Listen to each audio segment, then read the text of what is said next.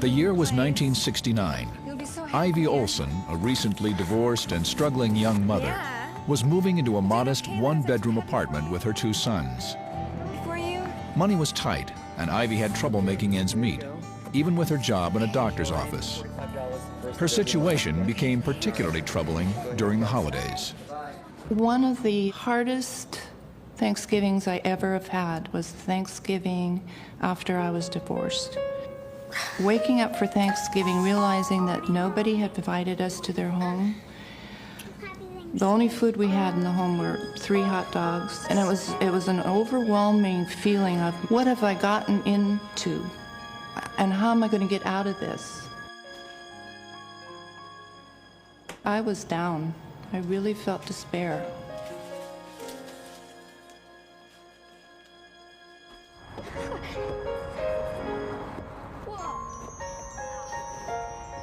Ivy put on a brave face for her children and took them to a local park, hoping that the boys would have a fun day, even if they couldn't have a real Thanksgiving dinner. Coming back from our little picnic, though, I can remember the boys saying, "Mom, we're so hungry." And I knew there was absolutely no money, no food, nothing. I don't think I've ever felt so alone as I did coming back, wondering, how are we going to do this? How am I going to do this? But as she started up the stairs to her apartment, something incredible occurred. Honey! And this little old lady came out of the bottom apartment, and she says, "Oh, honey." I cooked Thanksgiving dinner for you and the boys. And I'm just looking at her. I'd never seen her before. It was just a complete stranger. Oh, no, we couldn't impose. But the woman was so insistent that they join her for dinner that Ivy couldn't refuse. Okay. Let us... The woman's invitation was a prayer answered. Entering the apartment, Ivy felt immediately at home. And it was all dimly lit, and the kitchen table was just loaded with food, and she was just so incredibly sweet. See, we're gonna have to carve the turkey. Her presence was like electricity. She had a sparkle in her eyes. There was life in her. You know how in the presence of some people you feel so absolutely comfortable? That was what she created that evening for us. Food, yes, lots of it.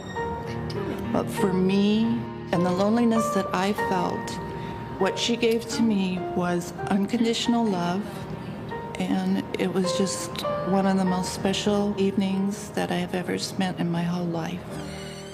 As Ivy and her sons were leaving, the neighbor presented them each with a gift. Thank you so much. But they also left with something they desperately needed. Food, loads of leftovers. I mean, we had food for a week. If you can compare how I started in the morning with that total feeling of despair and loneliness and not good enough, to ending up feeling I'm okay, I'm worthwhile, I'm a good mom, it was a miracle. The unexpected act of kindness had given her a new lease on life.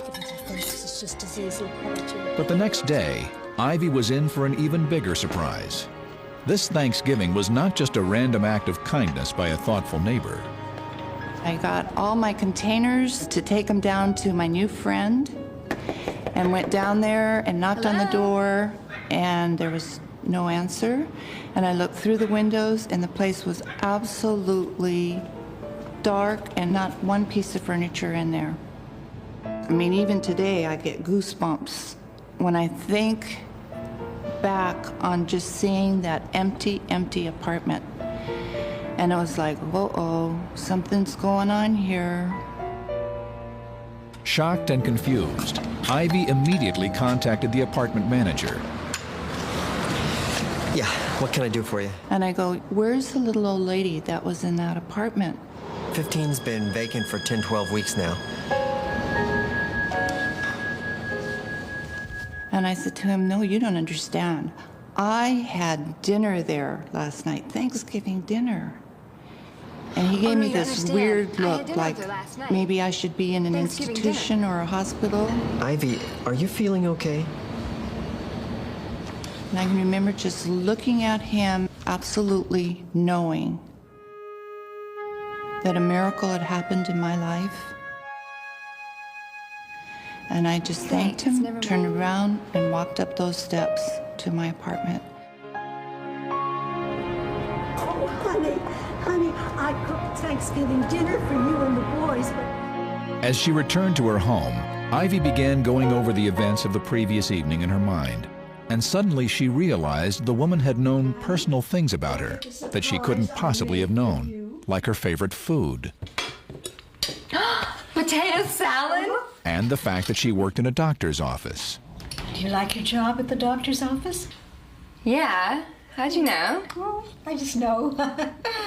I often wonder why I didn't pick up at the actual dinner that this was an angel. Well, we're gonna have some good food. I think one of the most important things about my dinner with an angel is that out of my 57 years of living on this earth, that 1.5 hours of being loved unconditional has changed my life so drastically. Can you imagine what it would be like if us earth angels gave some of that unconditional love away? It can make a total difference. Thank you so much.